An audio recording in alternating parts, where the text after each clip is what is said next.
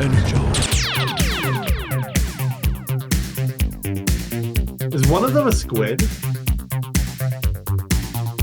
Titor, what have you done?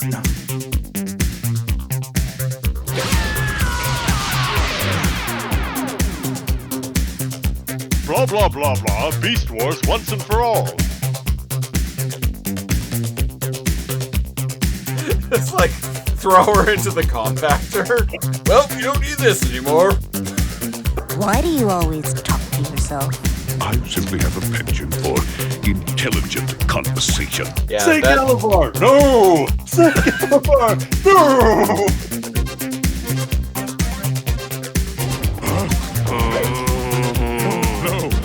No, not that.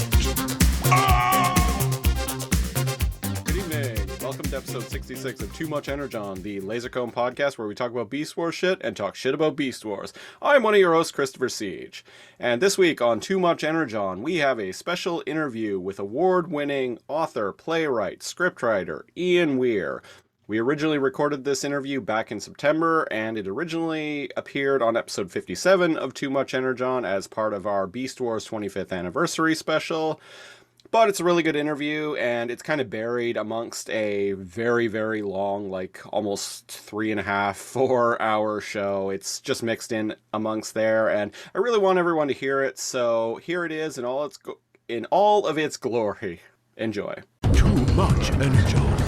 So we're here with Ian Weir, a award-winning television, TV writer, playwright, novelist, and our audience, the Too Much Energon audience, will probably best know you for writing 4 episodes of Beast Wars back in the 90s, including Dark Designs, Possession, which is my personal favorite episode, Cutting Edge, and everyone else's favorite episode, Code of Hero. Code of Hero.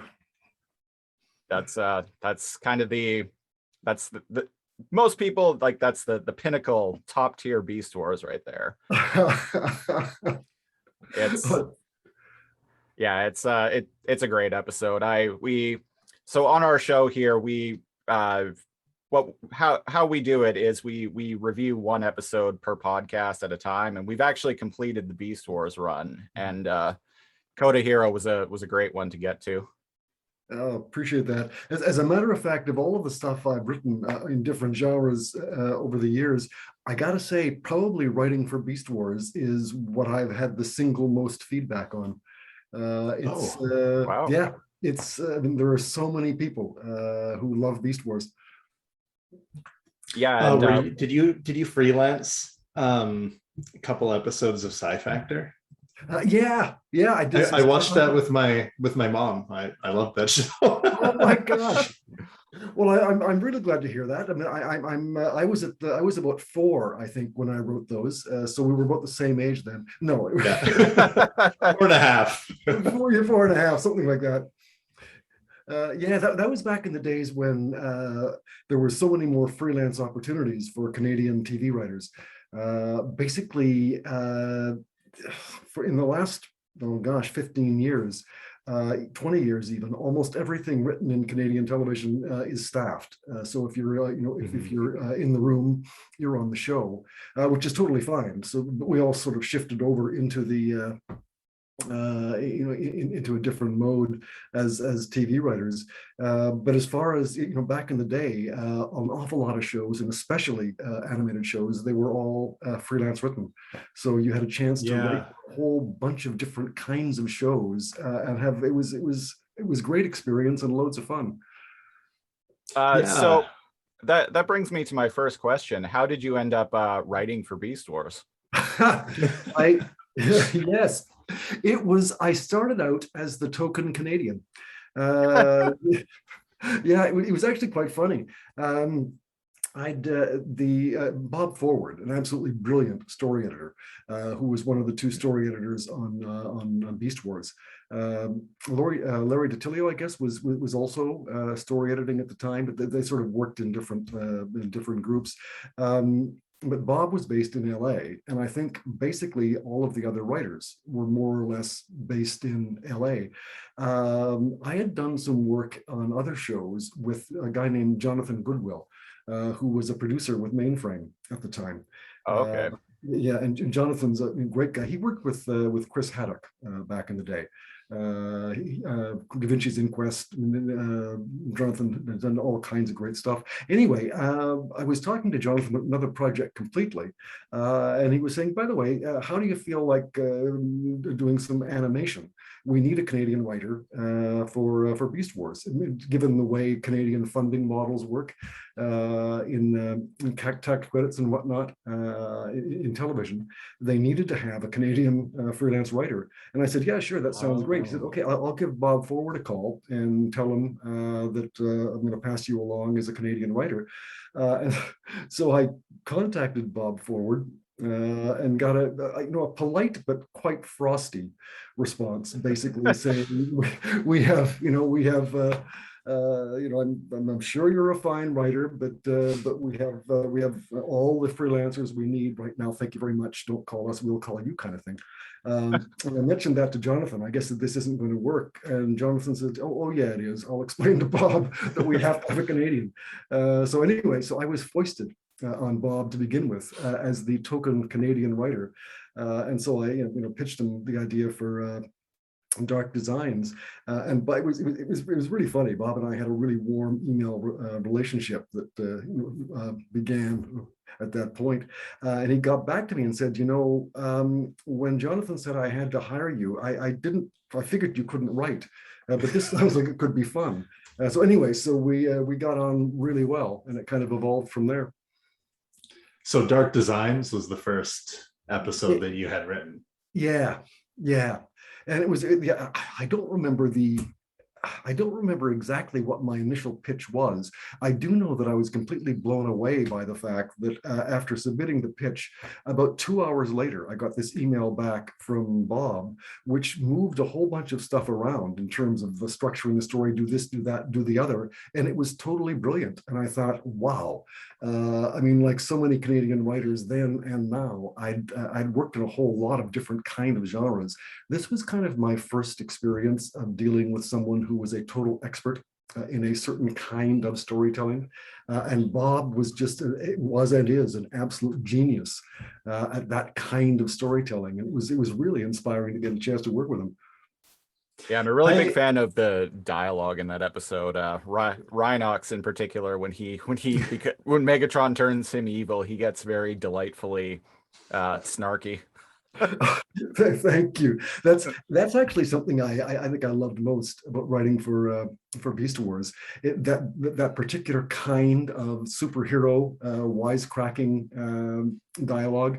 It sort of took me back to being 10 years old. It's just fun. Yeah. Quick question to bounce off of that. Before you had begun work on that, how familiar were you with Transformers in general? Not particularly at all. As a matter of fact, I like to think they're like, hey, we need you to write for this guy's death scene, and you were like, okay, he's a robot, he's a velociraptor. How hard could it be? No, it was. I knew it was going to be an interesting challenge. But no, I really didn't know very much about Transformers. What Bob did to start me off was sent me like 6 or 8 scripts that they had at various stages of development. So I did a sort of a crash course in reading, on what they were doing with that particular spin on the genre. And as I say, it was kind of like going back to being a 10-year-old kid reading comic books, right? That's the way I kind of approach the dialogue. We're just remembering how much I always loved that kind of storytelling, and sort of went back and approached it in that spirit. It makes sense. That's about how old me and Cal were when the show was on. So yes. Definitely struck a chord. Yeah. Speaking of that, the dialogue, you had done a lot of writing for radio. Yeah. before that, right? And Yeah. I feel like, even though I wasn't familiar myself with a lot of Transformers before I begun this project with Christopher, I feel like the episodes where we spend the most amount of time dissecting the really good dialogue, a lot of them end up being your name rolling in the credits. Yeah. So we really like, we enjoyed the episodes that you did. I really appreciate that. I really do appreciate that. It's interesting. I mean, I never worked as a voice actor or any kind of actor, but when you watch voice actors working in the studio, it's very akin to the kind of incredible technique and professionalism from radio actors. I mean, there were, back in the day when a lot of radio drama was being done, there were some very, very good, great stage actors who didn't translate particularly well to radio. But working with really fine radio actors, people who can instantly conjure a character and a scene and sustain it with voice alone was a wonderful inspiration. And of course, it did and does shape my approach to writing dialogue. And I guess, with voice acting, it's kind of the same because they're just behind the mic. Yeah. So a quick question on that note. Did you actually see the voice actors recording in studio, like doing the dialogue? On Beast Wars, no. I never got a chance on this one. With other animated shows, with other productions, I was able to do that. I know why Christopher is asking about that. We have this ongoing joke because a lot of the characters are voiced by the same voice actor. We have this ongoing joke that there's one person inside of a booth, and he's just turning on each side of the microphone and just literally switching and going back and forth. And just literally arguing with himself. Yes. Would that be the easiest way to do it? In my head, it seems like it. Yeah, no, it really is a marvelous craft. Back in the day, I did quite a bit of radio drama for the BBC, and BBC did a lot more radio drama than CBC, and they actually had a rep company of radio actors attached to BBC. It was, and every year they cycled in new people, but they had this pool of about 12 or 15 people who didn't necessarily play the leads. They tended to be younger actors, but they were really good at it, and they had their range of voices that they would do. One of the actors who was famous for playing young boys was, of course, a woman. Who was in her early 30s, and I got a chance to watch her at work, and it was great because she would just simply click over into her boy voice, and it's like her entire face would change, and she would just lock into this voice and go with it. Totally wonderful. Yeah, voice acting's an art form unto itself. It's interesting. You said there was kind of a main cast that sat, so it was kind of like the Saturday Night Live of the BBC radio play. Yeah, absolutely. They were really, really tremendous actors. Yeah. So for the 4 episodes that you wrote, did you mentioned a pitch earlier. Did you conceptualize the episodes in their entirety and then pitch them? Or did they come to you and say, hey, we need Dinobot to die in this episode. Hey, we need Waspinator to become Starscream in this episode? In 3 of the 4, the idea started with me. The idea may have morphed considerably. Possession, for instance, that one, when I pitched that to Bob Forward initially, I didn't have Starscream as a character at all. I pitched it with a different kind of possession, and Bob got back to me and said, listen, I like this general idea. I like where it's kind of going, but I think we need to find other ways at that spirit character. And he said, I know there was a character named Starscream in a different iteration. He said, quite frankly, I don't know much about Starscream. And I said, I've got no idea who Starscream is at all. But he said, this is back in 1996 or something. It wasn't possible to go on the internet and research everything the way it is now. Yeah. But he said, that there's this community of Transformers fans who have encyclopedic knowledge of every iteration of the show. He gave me an email, a guy who he recommended. It was a long time ago. I think the guy's name was Ben Yee. I may have Ben Yee. Yep. Oh, cool. Okay. Yeah. And I got in touch with Ben, and he turned out to be a super smart guy who was really generous with his time. And he said, well, listen, okay. And he sort of explained to me where Starscream came from, and the characteristics and what could be done with them. And so basically between, getting the nudge from Bob and getting the character fleshed out by Ben, that became the show, became the episode. That's amazing. So you character analysis through email communication. Yeah. Yeah. So you know Ben Yee?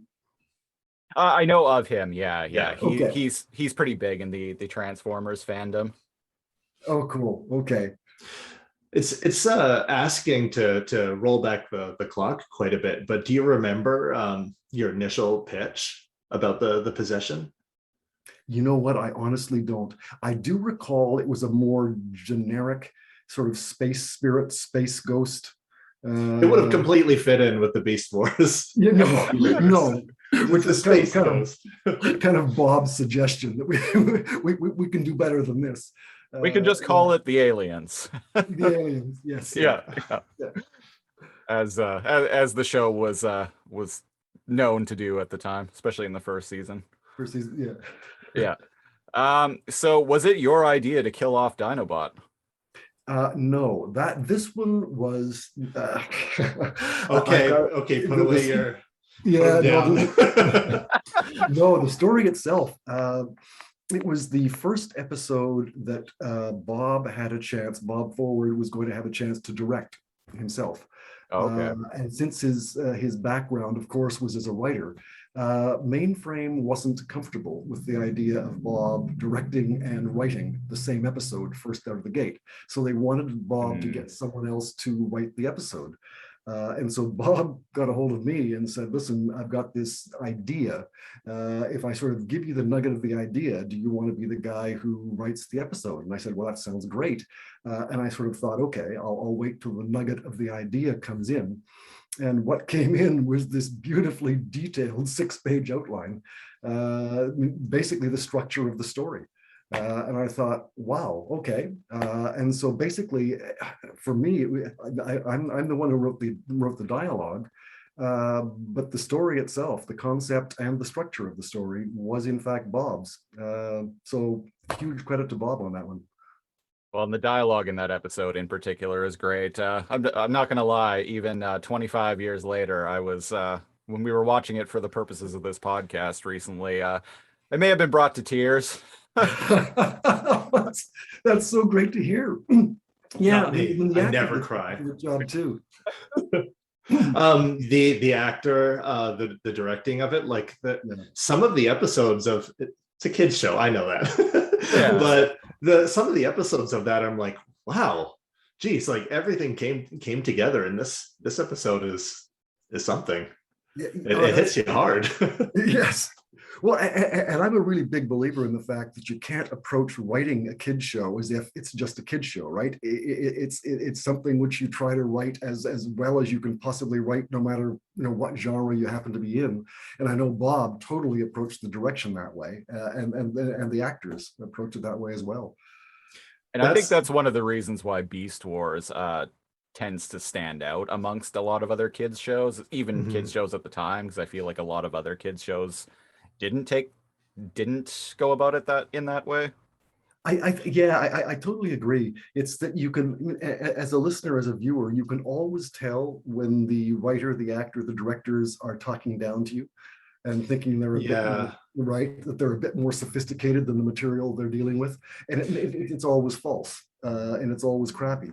Whereas, in whatever age you're writing for, it's kind of a process of going back and finding the Ian who was exactly the age of falling in love with the show and writing straight across from that, as if I'm writing, doing my best to write Shakespeare. Oh, indeed. Like when you in all facets of when it comes to kids. If you just treat them as a really young adult, you seem to get better results in both entertainment and dealing with kids in person. And so, like, even though kids might not understand the greater aspects of it, going back and watching it now hasn't been like shell shock, because it's still good. I was expecting to be like, oh boy, here we go. Like, I'm gonna dislike a lot of it, and I love a lot of it. And I think that's what you want to do when you write for any age. In any age, absolutely. No, I really appreciate you saying that. But yeah, no, absolutely. And you can always tell if the writer thinks they're better than their material somehow. You can't write that way. And getting a chance to freelance for a whole bunch of different shows and a whole bunch of different genres, what I really found was, as long as I could make sure I found myself falling in love with the characters and falling in love with the voice of the show, I could totally enjoy myself and do my best work writing for it. And Beast Wars was totally that. Well, yeah, you want to like what you put into it, right? It wants to be something that you like. And respect as well. I mean, as a writer, as a director, as an actor, you need to respect the story you're telling. It's always, I won't mention any names, but in working with veteran screenwriters, give us the dirt.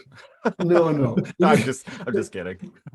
In working with veteran screenwriters, you sometimes get people who've been in the industry so long that they're cynical about what it is they're doing. And once you get cynical about what you're doing, it's no longer any good. Yeah. It comes across in any art when you're doing it to get paid. Yes. Yeah. Exactly. And it's a nice thing about TV writing that TV writers are well remunerated, but unless something is worth writing for free, it's not really worth writing, is it? Right? Because there's got to be the joy in writing. It needs to be its own reward in a very real sense. That makes total sense. I like that. Yeah. And then the expectation you put on yourself is, like you said, you need to respect your work. The expectation there is you being happy with what you create. Yeah, I like that. That's why we podcast. We certainly don't get paid for this. Yes. He told me we'd be millionaires in 5 years. I'm out. Well, the merchandising just hasn't kicked in yet. Not quite. Yeah. Not quite. Sold a few T-shirts so far, but and it's the ones we bought. So which episode out of the 4 that you wrote would you say is your favorite, or which one did you enjoy writing the most? For me, it's a tie, I think, between Possession and Code of Hero.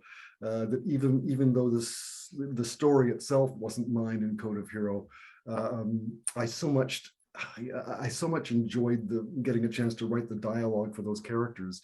Because again, I mean, Dinobot is not Hamlet. He's not Othello, but the character did have an archetypal truth and a resonance. Absolutely. All good characters do, right? I mean, Megatron, Optimus Prime, they were all characters who had an incredible. And it's not something that I created. It something was there in the show, and I got a chance to piggyback along with. But yeah, the characters, they really were archetypes in a way that's you don't often find, I think, in shows that all of the characters tend to have that kind of archetype standing behind them. It's interesting that you say that, because we're constantly being like, oh, like the way some of the story beats flow, it's very Shakespearean. Yeah. That their character archetypes in it, and it's just a joy. Sometimes our most favorite part will be like a 10-second piece of dialogue of Megatron talking to himself. Right? Yes, Megatron's soliloquies are wonderful. They were always great fun to write. Like I love the bit in possession where Waspinator first gets shocked by the computer and gets blown back. And Megatron asks him, like, he's like, status report. And Waspinator's like, moderate, Waspinator in pain, but still functioning. And Megatron replies with, not you, imbecile, the computer. Little things like that. Priorities are everything. Yes, thank you. Yeah. So you've had a pretty like diverse and eclectic career. I mean, you've done TV, you've done stage, you've published 3 novels within the past decade. Yeah. I've been reading Will Starling over the course of the past week. Gosh. Oh. Well, I'm touched and I appreciate that greatly. I'm quite enjoying it so far. It's I really like the voice of the narrator. You're very humble. I was hoping to find a copy of your latest book, but because the plot of it sounds right up my alley, but unfortunately Amazon was sold out. Oh wow! I'd like to hope that they were sold out because they've sold zillions of copies without having mentioned it to me. Exactly. But yeah, You just don't know yet. I just don't know yet. Just waiting for those checks to arrive. Yeah. Well, speaking of writing for no remuneration, I mean, basically writing novels, writing literary fiction is kind of a bit like writing for free, compared to writing for screen. And again, I'm not being cynical at all. But I remember, remember reading a very funny humor column years and years and years ago by Eric Nichol, in which he worked out how much he actually got for writing a book, and it was well below what he would have received, basically sitting on the corner with his hand out. Yeah. I mean, I actually majored in creative writing at university, and that was one of the first things every screenwriting teacher that I had, like in all the like first level classes, they always say, don't get into writing expecting you're going to make money off of it. Yeah. Well, what were you at UVic? No, I grew up in Nanaimo, so I was going to, well, it was Malaspina at the time, but it switched to VIU about halfway through my term. Yeah. Islander University. Yeah, cool. Yeah. Who did you study creative writing with? My main screenwriting teacher that I made a point of, because I really liked him, I made a point of taking as many classes with him as possible, was Frank Mower. Absolutely. Yeah, he's a delightful man. Yeah, absolutely, a great writer. Mm-hmm. Yeah, I've seen a couple of his plays. Yeah. So, what have you do you have anything coming up? Like, what are you working on right now? And you got anything you can talk about or want to plug? I'm working on 3 or 4 projects in development right now. As far as what's coming towards completion, I did my first venture into cinematic horror. I co-wrote the screenplay for a film based on a novel by Nick Cutter. Craig Davidson, Canadian novelist, he writes literary horror under Nick Cutter pseudonym. Okay. It's called The Breach. It's in post-production as we speak. Raven Banner in Toronto is the producer. I believe they're on the festival circuit early in the new year. But a Canadian horror film with musical score by of all people, Slash. Wow, this is everything I want in it now. Yeah. I mean, apparently he's a friend of the producer, and he just happened to have a window in his schedule. And they began by talking about, would he put his name above the title, Slash Presents, doing the executive producer role, and he was down for that. But he also decided he's got a window, he'll do the score. So I can't wait to hear the score. They say it's about who you know, right? Yeah, I'll have to keep an eye out for that one. I won't take up too much more of your time, but I do have one final question. It's a bit of a joke question. So on Beast Wars, there was a unit of time mentioned in every episode called a cycle, and it's kind of nebulous how long a cycle is. So as someone who actually wrote episodes of the show, how long do you reckon a cycle is in the world of Beast Wars? That is such a great question. When I was writing the show, I never had any idea how long a cycle might be. It was just one of those terms you could toss in there, and because the shows were all, I mean, basically, I can't think of one of the shows that I wrote where the time frame, the real time that elapsed in the show itself would have been much longer than a couple of days. So I kind of figured a cycle might be a day. Okay. Oh, all right. Yeah. But that's an ongoing debate on the show, right? Because it seems like at some times cycles are about a day. Yeah. But if you go into Transformers Wiki, they're loosely like an hour and a half, sometimes half a day. And so sometimes it's kind of all a minute. over the place. Sometimes it's an entire afternoon. Well, that's interesting. Okay. I mean, well, time itself is relative. So that's true. Yeah. Days were longer. Days were back then, yeah. 4 million years ago. Yeah. So basically, a cycle is however. My takeaway is a cycle is however long it needs to be. I think so. I think that's a very wise takeaway. All right. Assessment. All right. I want to thank you very much once again, Ian Weir, for agreeing to be on the show and being on the show. It's been a pleasure. Thank you very much. I've really enjoyed it. Great meeting you guys. All right. It was great meeting you. You as well. All right. Take care. Take care. All the very best.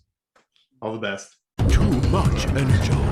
Once again, I want to extend a very, very heartfelt thank you to Ian Weir, who was just an absolute delight and class act of a person to interview. He was just, it was great to talk to him. So thanks again, Ian. If you want to support the show, best way to do that is go to Patreon, patreon.com/lasercomb, LAZORCOMB, where starting at the $5 and up tier per month, you get hours upon hours of preamble audio of us kind of shooting the shit before we get into recording the episodes proper. You also get our monthly commentary track, Too Much Commentary, where we talk over a movie of our choosing. We just recently rounded out the entire Matrix trilogy, and this, at the time of recording, this being December, we're probably going to do another one of Christmas-themed films, so keep an eye out for that. At the $10 and up tier, you get to pick a show for us to review a random episode of on mine and Cal's other podcast, the Lasercomb podcast. The only rules for that are it has to be narrative based, so no game shows, no reality shows, etc., etc., etc. And the show has to be completed, so nothing that's currently airing. But other than that, we are up for watching a random episode of anything, so feel free to pitch whatever to us. So if you want to get in on that, go to patreon.com/lasercomb. If you want to follow the show on Facebook, go to facebook.com/toomuchenergon or facebook.com/lasercomb to follow this and all of the various other podcasts that we do. You can follow the show on Twitter @toomuchenergon, or you can follow me @lasercomb, LAZORCOMB. You can also follow my illustrious co-host, Cal, @Neo_Cal with a K. That about does it for this week. Thanks for listening. I'm going to get out of here. I've been one of your hosts, Christopher Siege, and until next time, Beast Mode.